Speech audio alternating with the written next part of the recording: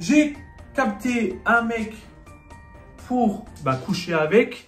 Yo les gens, c'est Ludo. Aujourd'hui on se retrouve pour une nouvelle vidéo. Et aujourd'hui les petits potes, on se retrouve. Je vais vous raconter vos pires histoires avec des matchs Tinder que vous avez rencontrés en date ou avec d'autres réseaux sociaux. Voilà, une personne que vous avez rencontrée pour la première fois et que ça s'est mal passé. Du coup les gars, première histoire. Je parlais avec une fille pendant des semaines et là, nous décidons de se rencontrer. Nous nous rencontrons et mauvaise idée parce que je suis arrivé en face d'une meuf qui avait les dents pourries.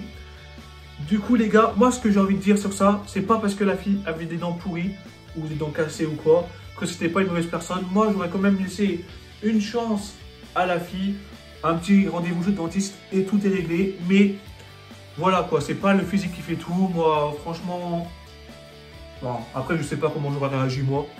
Mais voilà quoi, la fille elle était peut-être un ange et tout et tu as peut-être rendu triste. Et ça c'est, moi j'aime pas rendre les gens tristes. Deuxième histoire les petits potes. J'étais parti pour passer la soirée avec une fille célibataire. Mais nous avons déjà rencontré la fille pour coucher avec. Et nous avons rien pu faire parce que j'ai dû partir par derrière, par le jardin. Il avait son ex bourré avec 4 potes à lui devant la maison. Du coup, moi je ne sais pas comment j'aurais réagi. Soit j'aurais appelé la police ou soit je serais parti aussi par derrière. Mais j'espère que la porte était au rez-de-chaussée pour partir, que tu n'as pas dû sauter d'un toit.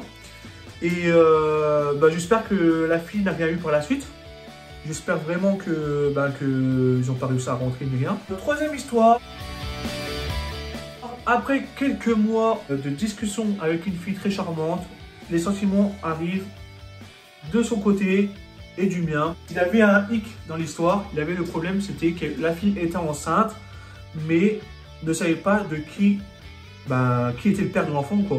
Elle était enceinte, mais elle ne savait pas de qui. Et la fille, elle a déménagé à l'autre bout de la Belgique. Moi, mec, t'as vraiment bien réagi parce que t'es jeune. Si elle, je sais pas son âge, mais voilà quoi, on sait très bien que être jeune, enfant, parce que quand t'es jeune, tu sais, t'as le boulot, enfin, t'as les projets et tout, et l'enfant, voilà, l'enfant aurait tout gâché tes projets. Moi, j'aurais fait pareil que toi. La fille, en plus, c'est pas toi le père. Du coup, tranquille, t'as pas de questions à te poser sur ça. Quatrième histoire, les gars.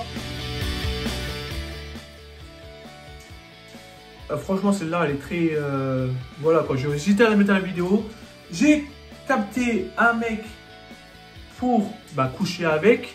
Et quand je suis arrivé, je vais faire le truc avec les mains. Quand je suis arrivé chez lui, ils étaient 5. Du coup, vous savez très bien comment la soirée est terminée, les gars. 5 mecs, une meuf. Je vais pas vous faire un petit dessin, les gars. Vous savez. Et cinquième histoire, les gars.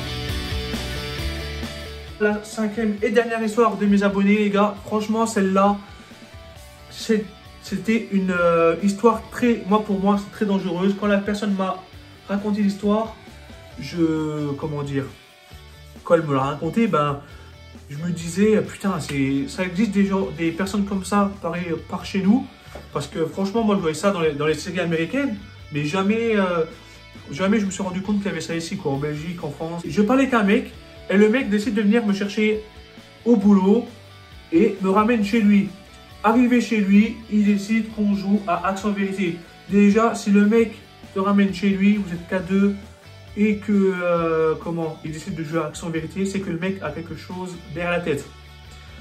Et là, on joue, et le mec commence à m'embrasser dans le cou, mais moi, vraiment gêné, parce que le mec, je ne le connaissais vraiment pas. Du coup, moi, j'appelle ma pote en appel vidéo, et tellement gêné, je dis à ma pote, vas-y, propose, je lui dis en rigolant, propose-lui un plan à 3, parce que, voilà quoi, propose-lui un plan à 3. Du coup, la pote lui propose le plan à 3. Lui, vraiment, ok, hop, on se lève, on se rhabille. On se prépare pour partir et là, le mec, il me plaque contre le mur et commence à me déshabiller. Ok, commence à me déshabiller. Moi, je lui dis non direct parce que j'étais gêné, je lui dis non. Et là, on commence à prendre la route pour aller chez ma pote. Vraiment, ambiance, personne ne parlait dans la voiture, c'était gênant. Heureusement, on n'avait pas beaucoup de route à faire. Et là, on arrive chez ma pote. 5 ou 6 potes, j'étais rassuré. Et là, en rentrant chez ma pote, avec ma pote et son mec, on décide d'aller se mettre dans la chambre. Et je leur dis, les gars, il faut trouver une solution. Moi, j'en peux plus, il faut qu'ils partent. Et la solution, on a fait genre que ma mère m'avait appelé pour que je rentre. Du coup, avec le mec de ma pote et moi, on court, on cavale, on va se mettre dans la voiture. Et là, mes potes, elle dit aux autres, les gars, il faut partir. On part parce que, comment je dois rentrer chez moi. Du coup, tout le monde doit partir. Les potes, ils partent. Et là, le mec, lui, il reste. Et là, il fait quoi, les gars? Rebelote. Il plaque ma pote contre le mur et essaie de la déshabiller. Ma pote le repousse, elle lui dit non. Du coup, elle sort, elle rentre, ils sortent. Ma pote, elle court jusqu'à dans la voiture. Elle court jusqu'à dans la voiture. Et là, elle m'explique, et moi je pars en fou rire, vu qu'elle m'avait fait pareil avant. Son mec, fou rire, elle fou rire. Et là, on voit quoi? Le mec, il reste planté devant la maison. Et nous, on a dû partir pendant 10 ou 15 minutes se cacher dans les bois en attendant qu'ils partent. Et là, quand on est revenu, le gars n'était plus là. Mais plus tard, il m'a renvoyé un message. Et là, j'ai commencé à l'insulter, de gros pervers et tout. Et le mec, il m'a plus renvoyé aucun message. Franchement, les gars, faites attention à vous. Parce que vous ne connaissez pas la personne. Moi, j'aurais quand même essayé de voir la personne, mais en dehors, dans un lieu public, pour... par peur de subir ça, parce que faut faire très attention à ça, parce que nous, ça peut être les mecs comme les filles, il y a des personnes dangereuses partout. Ça peut être que parce qu'on dit les mecs, mais il y a beaucoup de meufs aussi qui sont comme ça. Regardez l'histoire avec Johnny Depp et tout, c'est vraiment, je sais pas pourquoi je ramène ça à cette histoire, mais franchement, il peut y avoir des mecs comme des filles qui sont vraiment très dangereux. Du coup, faites très attention à ça, les gars. Maintenant, je vous ai raconté vos histoires. Maintenant, on va raconter la mienne avec un match Tinder. Du coup, les gars, fin août, début septembre, je match avec une fille sur Tinder. On fait connaissance, on parle, tout va bien, la fille me plaît. Et voilà. Et d'un coup, la fille, elle me parle. Et elle voulait que je sorte en soirée pour aller la voir. Mais moi, je déteste sortir en soirée, surtout avec des gens que je ne connais pas. Parce que je suis quelqu'un de très casanier déjà. J'adore rester chez moi.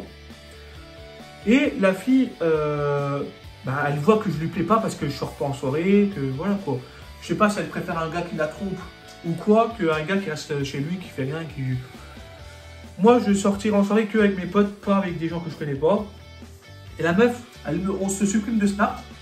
Et là, elle revient par Messenger par la suite. Elle me parle et tout. Hop, moi, j'accepte de leur parler. Du coup, on se parle. Et d'un coup, la meuf, elle me fait... ouais, comment? Ouais, je vais réfléchir et on va voir si on continue à parler ensemble. Alors que c'était elle qui était revenue vers moi pour reparler. Mais c'est elle, après, qui va vouloir réfléchir pour voir si on continue à parler. Moi, je lui dis, écoute, meuf, on arrête là. C'est comment? Moi, je veux plus à continuer cette histoire-là. Du coup, tu restes là. Enfin, tu restes de ton côté, moi du mien, on se parle plus. Voilà. Hop, elle me bloque sur Messenger. Quelques temps après, avant France-Belgique, elle me renvoie un message dans la soirée de France-Belgique. Et là, elle commence à me dire, je sais plus, elle voulait qu'on se capte et tout dans un hôtel. Elle voulait que je paye une chambre d'hôtel pour qu'on se voit et tout. J'ai dit non, pas du tout, je veux pas ça du tout. Franchement, voilà quoi, j'ai pas envie de dépenser de l'argent dans un hôtel pour aller voir une meuf qui a aucun avenir avec. Comment ça? Alors, on continue, enfin la meuf, elle me dit ouais, de toute façon je serais pas mieux avec toi, t'as cru que j'étais ta pute, tous les trucs comme ça. Heureusement, je lui avais pas dit oui. Et après la meuf, on a pu parler pendant une semaine, elle revient me parler et je dis écoute, les gars, j'avais rien du tout. Je parle avec aucune meuf ni rien. Elle vient me reparler. Je fais écoute, maintenant tu vas me lâcher. J'ai rencontré quelqu'un. Voilà, je vais pas parler à plusieurs meufs en même temps. J'ai rencontré quelqu'un, du coup maintenant tu me laisses. La meuf elle a commencé à faire ouais, ça va vite chez toi de rencontrer des meufs alors que j'avais personne. C'était juste une histoire de merde pour que moi pour qu'elle me laisse tranquille quoi. La meuf m'a bloqué et depuis le mois d'octobre, les gars, j'ai plus de nouvelles d'elle. Du coup, voilà. La vidéo est terminée les petits potes. Si elle vous a plu, mettez un pouce bleu en l'air en bas de la vidéo. Un petit commentaire pour me dire je fais ta vidéo Ludo, un truc comme ça. Et on partage à vos amis. Voilà quoi, comme ça me fait... je serais content de rencontrer de nouvelles personnes qui regardent mes vidéos. Et les gars, on s'abonne à ma chaîne et on se retrouve très bientôt pour une prochaine vidéo. À la prochaine les gens.